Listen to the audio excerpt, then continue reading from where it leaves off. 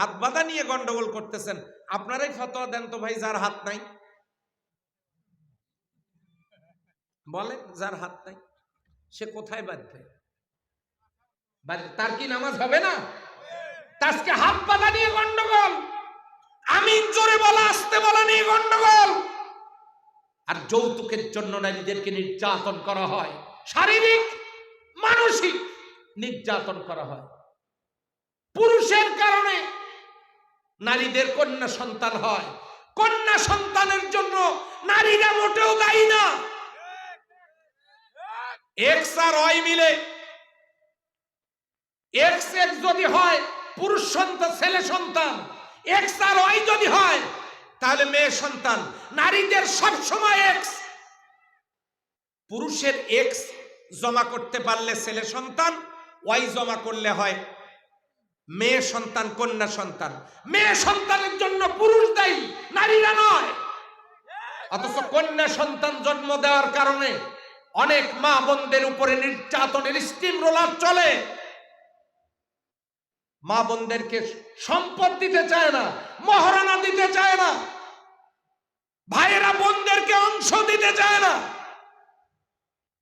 সম্মানিত ভাইয়েরা, এই চলছে হলো অবস্থা।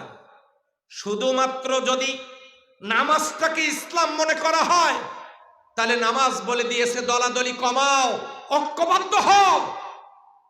সেই ঐক্যবদ্ধ আমরা জানাজায় হতে পারলাম, জুমার দিনে হতে পারলাম, ঈদের নামাজে হতে পারলাম, কিন্তু দুঃখজনক হলেও সত্য, সেই কোরআনের সমাজ কায়েমের জন্য ঐক্যবদ্ধ হতে পারলাম না। এর চাইতে দুর্ভাগ্য আর কি হতে পারে? সব তলাদলি বাদ দিয়ে কোরআনের সমাজ কায়েমের জন্য ঐক্যবদ্ধ হতে কারা কারা রাজি আছেন? একটু হাত তুলে দেখান দেখি, কারা কারা রাজি আছেন? আলহামদুলিল্লাহ, হাত তামান। সম্মানিত ভাইয়েরা, লক্ষ্য করুন, আদম আলাইহিস সালামের বৈধ সন্তান হওয়ার জন্য 2 নম্বরে আল্লাহর কোরআন বুঝতে হবে। আমরা যদি কোরআন বুঝতাম শুধু নামাজকে ইসলাম মনে করতাম না। আর যদি নামাজকে ইসলাম মনে করি, সেই নামাজের প্রথম শিক্ষা সব দিক থেকে মুখ ফিরে আল্লাহর দিকে মুখ করা। মানুষের তৈরি করা কোনো মতাদর্শের পিছনে আমি নাই, আমি এক আল্লাহ ছাড়া কাউকে মানি না। এটা হলো কথা, মুখ ফিরাবো আল্লাহর দিকে। 2, দলাদলি বন্ধ। কে ফরজ নামাজের পরে দোয়া করে করুক, কে করে না না করুক, কে বুকে হাত বাঁধে বাঁধুক, কে বাঁধে না না বাঁধুক, কে আমিন জোরে বলে বলুক, কে না আস্তে বলে বলুক, ওই সব বিষয় এখন নয়।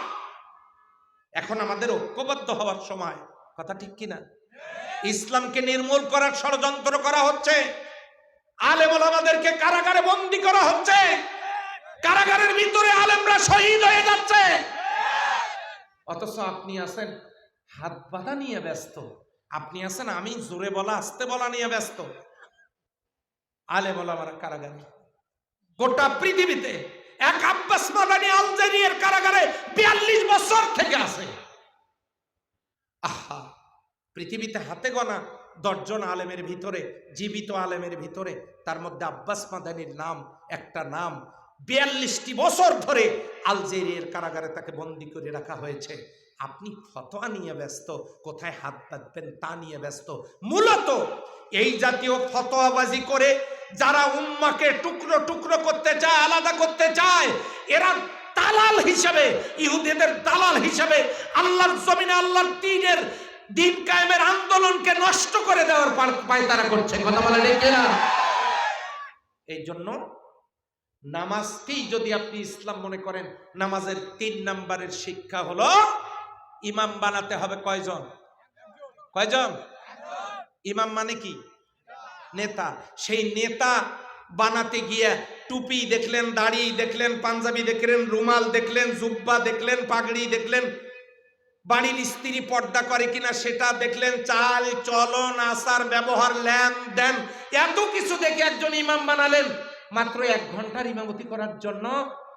আর 5 বছরের জন্য একটা ইউনিয়নের ইমামতি করবে, একটা ওয়ার্ডের ইমামতি করবে, একটা উপজেলার ইমামতি করবে, একটা সংসদীয় আসনের ইমামতি করবে। এগুলো